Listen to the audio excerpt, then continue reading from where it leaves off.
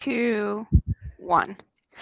Hi, everybody. We are live yet again with another episode of Warriors Podcast. And I'm really, really excited today to welcome my guest, Stephanie Fernandez, rapid transformation therapist. Stephanie, welcome to the show. Thank you, Vivian. Hi, everyone. Hi there. And today it's a powerful topic, maybe one of the most powerful topics that there can be at all.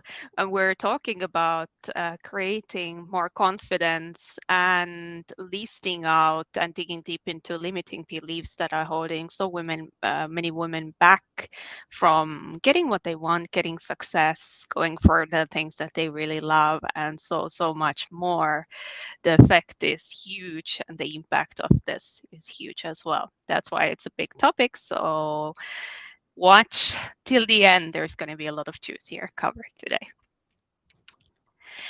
So Stephanie, first of all, I wanted to start off with you have this wonderful title, a rapid transformation therapist. What does that entail? Could you just open up that a little bit for us? Yeah, so rapid transformational therapy is maybe not as widely known as regular cognitive behavioral therapy. So it's a groundbreaking method that utilizes hypnotherapy.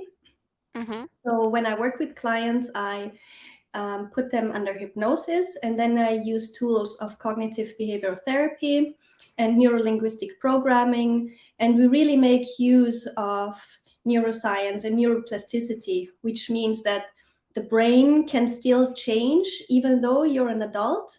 Like we have this common belief that only children up to a certain age can form new synapses in their brain, like new Mm-hmm. pathways.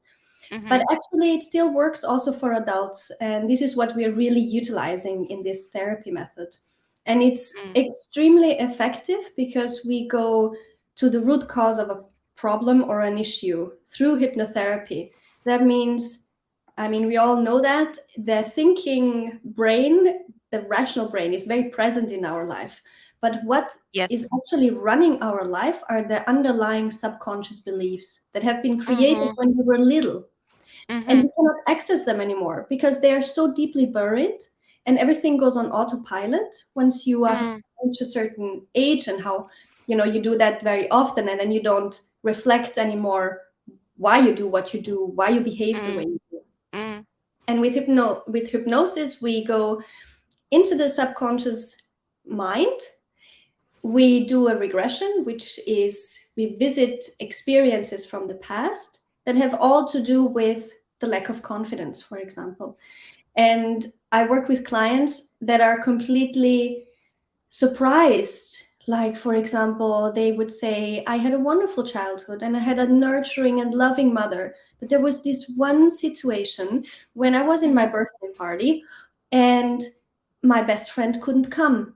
And Mm-hmm. so she started to believe that she's not good enough, that her friend Mm-hmm. doesn't like her. And that carried on through her life. It was not resolved in a moment because she couldn't articulate that. She was only Mm-hmm. 5. Mm-hmm. And the parents couldn't catch it, so you cannot talk about it with the understanding of a 5-year-old. I mean, no child could make sense of that. Mm-hmm. And Absolutely. when she went back to the scene and she said, whoa, this is the reason why I feel not good enough, why I have this Mm-hmm. lack of confidence. Of course, I don't believe this anymore. Like, I don't need this. This is Mm-hmm. old. And now I see with the adult mindset that it is outdated. You can Mm-hmm. just remove this belief. It's like almost when you were a child and you didn't believe in Santa anymore, all of a sudden. You could never go back and believe again in Santa because you saw the truth. Santa is not Mm, like mm. as much as you want to believe it, but you cannot. So, this is the same principle with RTT that we use. It's really eye opening and awakening. Yeah, amazing. This sounds really amazing. So it's a brain change and really working on the subconscious level. I wonder if you also have your own personal story of transformation with RTT. I do. And this is actually how I came into this profession. Mhm. So when I became a mother, I realized that I had created this emotional shield for protection to not be hurt, Mhm. which worked quite fine in my adolescence and in my early adulthood, or while I was living the life, I thought it worked quite fine. In hindsight, I can Mhm. see how it was really holding me back and Mhm. created me difficulties in the romantic relationships I had, but also in the friendships that I had. But then when I became a mother, I had this little person in front of me and I had to bond with him. But it was really difficult because there was this shield.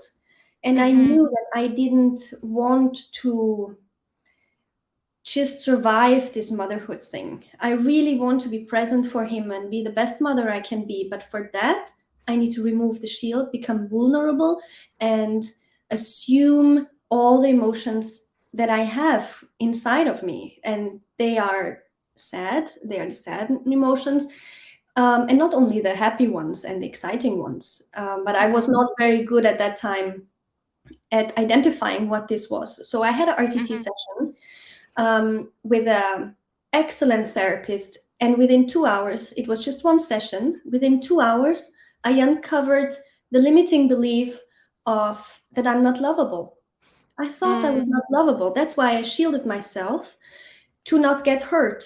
And I thought, okay, I don't deserve real love, unconditional love. For whatever Mhm. reason, it's not important anymore, but I was still carrying that belief, even Mhm. though I seemed from the outside as a very brave and confident woman, but I still felt always there's something holding me back. I couldn't Mhm. identify. And Mhm. this session really opened my eyes of it also made me understand of who I was, who and what is social conditioning, what is upbringing, what are the beliefs that I created that go beyond of who I am. Like Mm. I didn't, I kind of lost myself on the way. And Mhm. since that, so that's 5 years ago, I live a very conscious and aware life. I'm very conscious of how I speak because I understand now the words I say to myself and the words I say to people around me have an impact on how I feel. Because Mhm. everything you say creates a picture in your mind, and that picture in your mind creates a physical response. So if Yes. I run around the house, uh, tidying up toys from my boys, the Lego pieces hurt like hell when you step on them. And I was like, I hate this. I don't, they kill me. If this is killing me, I hate this. Even though it's not killing me, but my mind creates this picture of real danger. Then I have this physical response and I cannot get out of it. So there is Mhm. this spiral of emotions that is really difficult to control once you're in it. And I'm very aware to use a language that is giving my mind positive suggestions. And Mhm. if I don't want to step on those Lego pieces, then I ask, guys, can you please help me to pick up the Lego? If I don't want to Mhm. cook, I ask my husband, can you please cook dinner tonight instead of, you know, and I need to do this every day. I need to cook, and I'm the only one working Mm. in this house. So it's really being aware of the things you say to yourself. And Mhm. I always tell my clients, imagine you have a roommate, and that roommate talks to you the way you talk. Would you like to stay with that roommate? No, you wouldn't. Mm. You Mm. want kindness and empathy, you want compassion, and this is what we should give ourselves. And yeah. Absolutely. Absolutely. So much wisdom here. So, does that happen also in fear when we are in fear that we have created this picture that has now like a physical manifestation, like it's in our body, of course, but like, fear often is like it's like a block, right? Mm. Is that the same thing that we have probably created with our words, with our image, with our mind and image, then manifests as a fear? Is Yeah, that very what's happening often. on? Yeah. Yeah. Okay. I if I can share a story from a client I had that she came to me for the fear of driving. Mhm. And she uncovered in the session that she was not afraid really of driving. The fear stemmed from a fear of dying when she was very little. She went on a skiing holiday and fell in the snow with her head forward and she couldn't breathe. And it felt like an eternity until someone came to help her out. So she was really Oh. panicky. Mhm. And it was not resolved because the adult around her would just laugh, thought it was funny Mhm. because it looked funny how she fell and how she was stuck in the snow. But for that Sure. little girl, it was life It threatening. don't. Yeah. And Yeah, safety was taken away. exactly. What we need. Yeah. Yeah. Okay. Yeah. That's And a very. um, and so when she started driving, she would she would be so worried of dying, and the thoughts went in spirals. It's like, what if, what if, what if? Mhm. Then Mhm. she started having kids. The kids are in the back seat. Now it's not only me anymore. It's I have this responsibility for my children. And if you let this negative thought allow to stay and to ruminate and to come up Mhm. again and again and actually or not identify but define that negative thought as a real threat, like there is a real Mhm. threat, Mhm. then this fear has really space in your body to develop and paralyzes you. So Mhm. apart from uncovering the belief that we do in the RTT session, we also incorporate new supporting beliefs. Mhm. So there must be something instead of the worry and the Of fear or course. the lack of confidence to fill the void. And that is when it comes to I can do anything. I'm safe. I'm a good driver. Mhm. Everything will be okay. I don't need to worry. Like the worry can come, but then it needs to move on. You don't stay with the worry and the fear. It's just another thought. Just like the Mhm. thought of tonight I'm going to have ice cream with my kids. Yesterday I fell asleep on the couch. Like whatever thought it is, it's just a Mhm. thought. If you don't judge it, it will move on. So in that word, that helps a lot with the fear. Mhm. Mhm. That's amazing.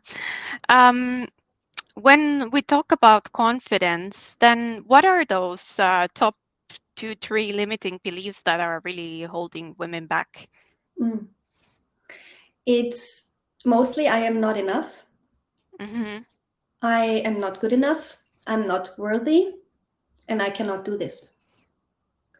And the lack of confidence really manifests in many ways. So, for example, if you are a people pleaser, you're tiptoeing around the house or the work environment, you're not really confident asking for that raise or that promotion because you think you don't deserve it, or you think you're Mhm. not good enough, you don't tick all the boxes of that promotion.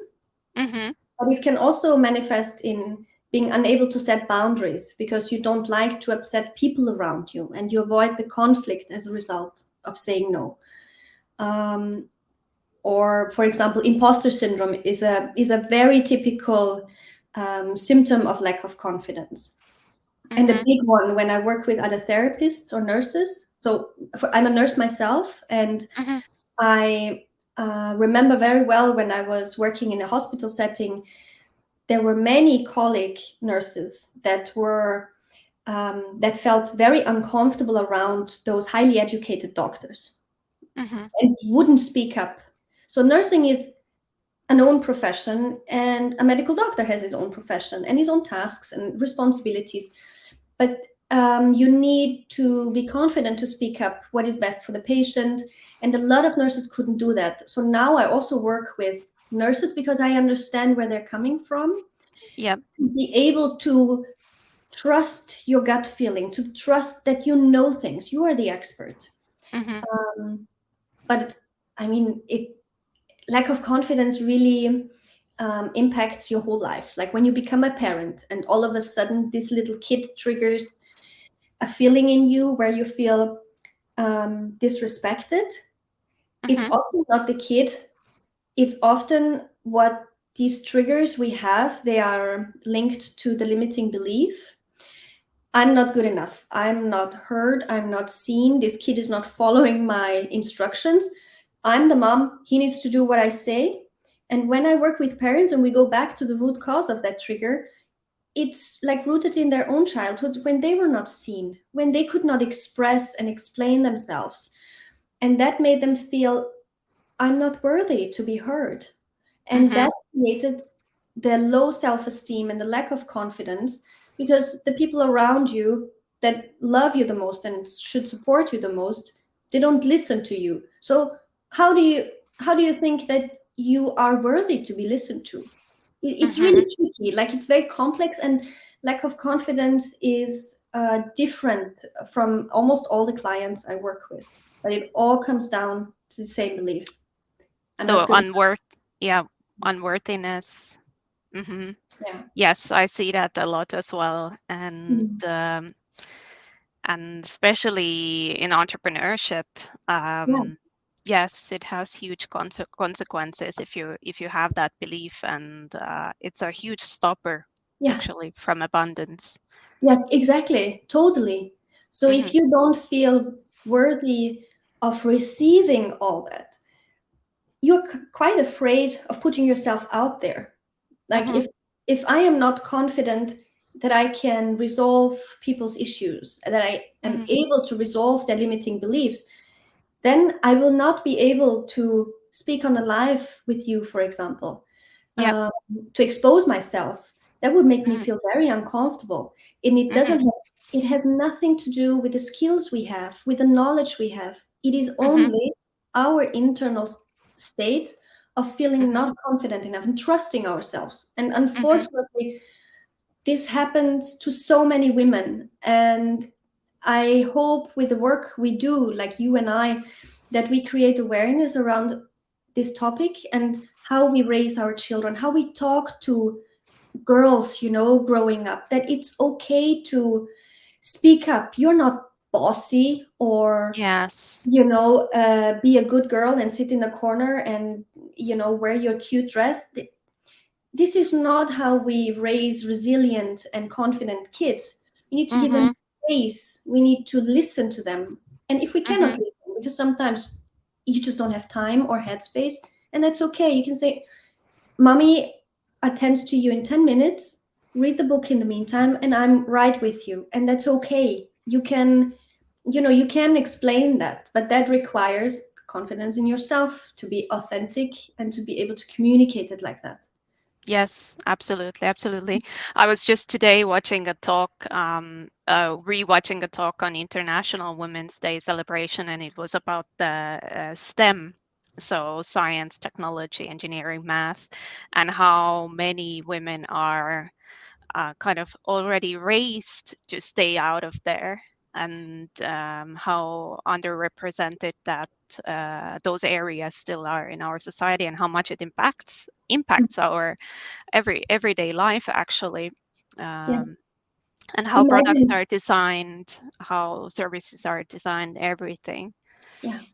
Imagine Hmm. there would be more women in these fields. Products would be much more suitable for all sorts of people, Yep. for all Yep. sorts of needs, and it's very masculine driven still.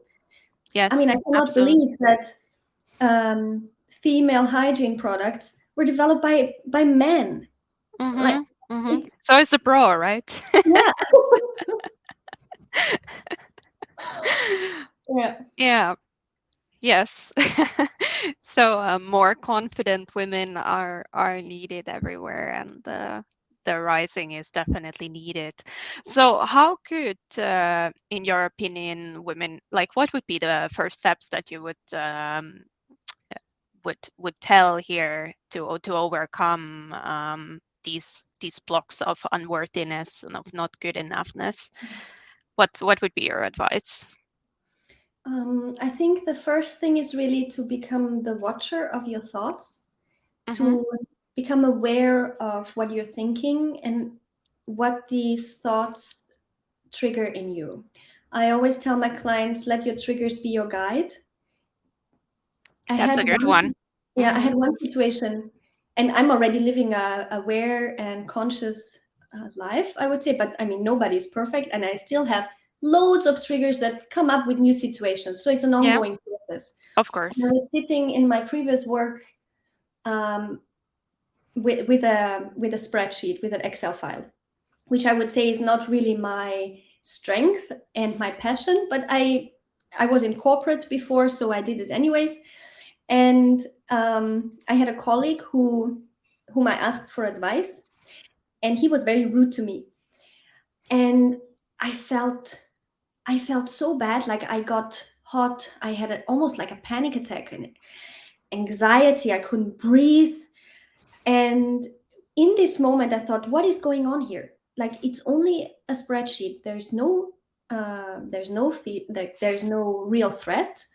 Mm-hmm. And I realized that the feedback I got from my colleague triggered in me the feeling of unworthiness. And I cannot do this. I'm not good enough for that. Mm-hmm. Mm-hmm. And when you realize that in that situation, it takes time to process. So, I mean, I'm living this conscious life since 5 years. So, in this moment, I could identify what was going on, calm myself down, my nervous system down, so that I could still function. But I think what I want to say is really, if you feel something is triggering you, someone is triggering you, Mm-hmm. always look within you and not what that person says or what that person did. These are things you cannot control. Whatever Mm-hmm. someone says, you don't want to be dependent on other people's opinion or feedback. Unless, I mean, it's family and you're asking for, advice, or that's a different story. But there are so many people who are still in pain from their own baggage that it's just Mm-hmm. loaded onto others. Mm-hmm. Um, and if you become aware of what is making you feel uncomfortable, reach out to someone that can help you resolve it. If that doesn't need to be a therapist, that can be a life coach, that can be um, someone else than a friend, I would say. Yeah. It's you Yeah. talk to friends, but it's not very professional, and the outcome is just very different. Um, but what we think often is that I don't qualify for therapy because I don't have like that mental illness, or Mm-hmm. I'm not a lunatic. Like all these limiting beliefs about therapy are still very Yep. much around us. And I think, don't just be brave, take your time, take your life into your own hands and resolve that trigger, and you will be so free, and you will Mm. feel so much better with yourself. Mm. So it all starts with taking these small actions of actually increasing your everyday awareness, and then noting down the moments of pain, right? Like, Yeah, oh, keeping a journal, and yeah, exactly. then Yeah, seeing, yeah, that's where you see the pattern, yeah. And you of need to what's. write for quite a few minutes so that the subconscious thoughts are coming. Like when I started journaling, it was a bit difficult because I thought, what am I going to write about? Like, I have Mm-hmm. nothing to write. So you just start writing what you want for your day, and you write for a few minutes, and all of a sudden, like really deep stuff comes up. That is Mm-hmm. where the essence is. This is really what you are looking for when you journal. And I love journaling because it's so intimate with yourself. Mm-hmm. There's no noise. It's just you and yourself. Yeah, Yeah. definitely. It's from the book Artist's Way as well, that you are doing your morning pages to get more creative. It's exactly that, you do 3 pages of um, kind of free thoughts, just flowing, and then the juice actually starts flowing, Yeah. and you see the patterns, as you say. Yeah. I love that. Yeah. And another thing which I think is very powerful is to imagine yourself not with what you don't want. Like it's Hmm. easy to say, I don't want to be the doormat of other people's baggage. I don't want to feel stuck in a job I have. I don't want to feel unheard or unseen.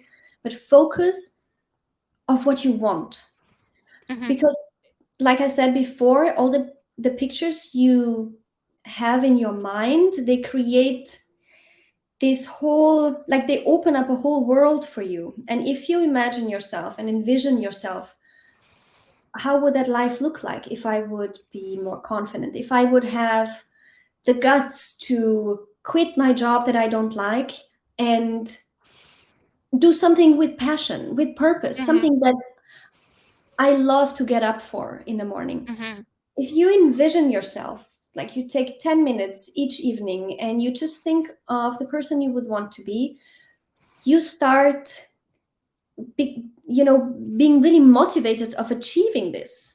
Mm. So take the time and envision what you want and don't focus so much on what you don't want. That is true that when you start moving towards that one, then things will start shifting in your energy. Yeah, And when exactly. the energy shifts, then that's where we can create change. Yeah, yeah. Yeah, that's a great one. I think we need to run a workshop on this one.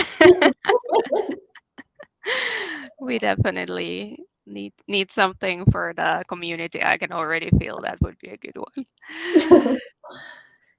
There's just one thing I want to share for those who are on this journey of becoming more confident and Mhm.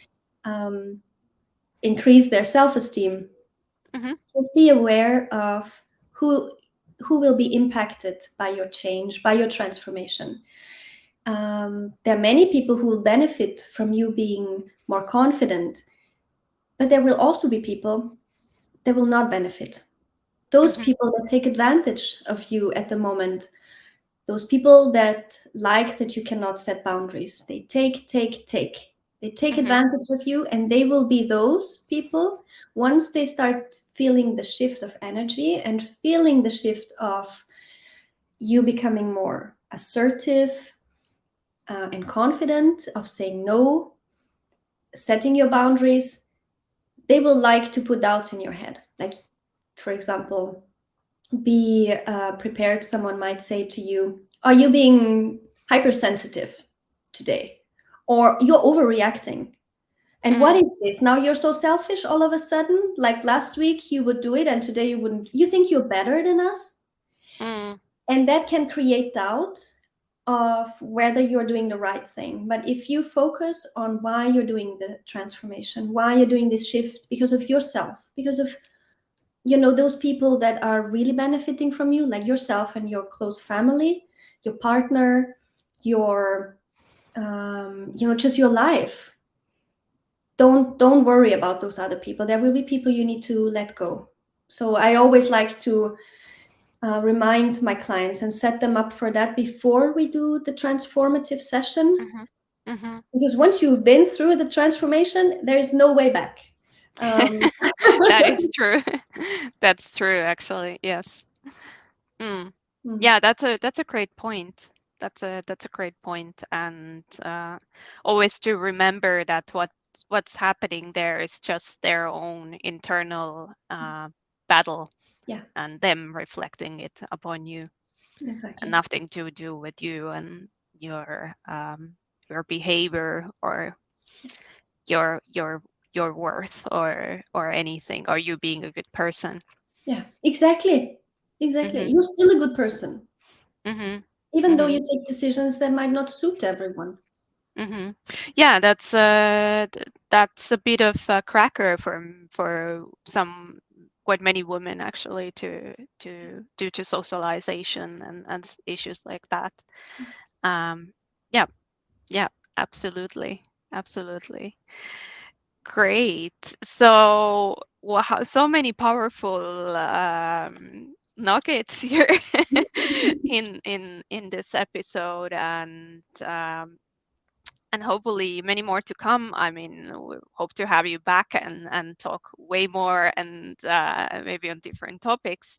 But so we talked about confidence, we talked about limiting beliefs, we talked about what women can do for themselves in terms of getting into the subconscious thoughts. And I'm going to take journaling back, by the way. um, um, Observing really seeing what pictures you're creating in your mind.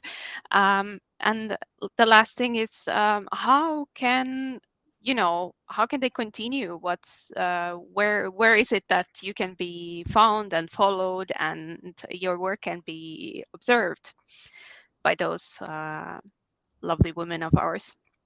Yeah, so anyone who is interested in just following me on Instagram or on Facebook, I'm pretty active there. I'm also on LinkedIn. Hmm. Vivian will put the, The I think, links are, yeah, yes. we will put the links. And if you are in doubt if this might be a good fit, then just ditch the doubt and book a call with me. You can go to my website. It's stephaniefernandez.com. You can book there a clarity call, and we can see, how this therapy modality is a good fit for you. I have two different programs, one for parents specifically, and one for women who would like to have more guidance on their healing journey and to really return back to themselves, like similar to what Hmm. I felt when I felt like I lost myself. Yep. Um, and these are two really good programs to increase your confidence, just manifest what you want in your life. There's one-on-one sessions, there's lots of follow-up. There are two RTT sessions, but independently of the modality, the outcome is just that it will transform your life. You will be transformed with the outcome of just living a more fulfilled and happier life. I think that's what we all should aim for, because life is just too short to stay That is miserable. absolutely true. That is absolutely true. It's time to raise to the powers, right? Yeah. Exactly. Well, great. Stephanie, thank you so much for being the guest today, and I wish each one of you there a very good week ahead. And we will be back with another episode of Warriors Podcast and yet another juicy topic, which will help everybody to raise to their confidence and create more of things we deserve. Thank you, everybody, for watching, and see you soon. Bye.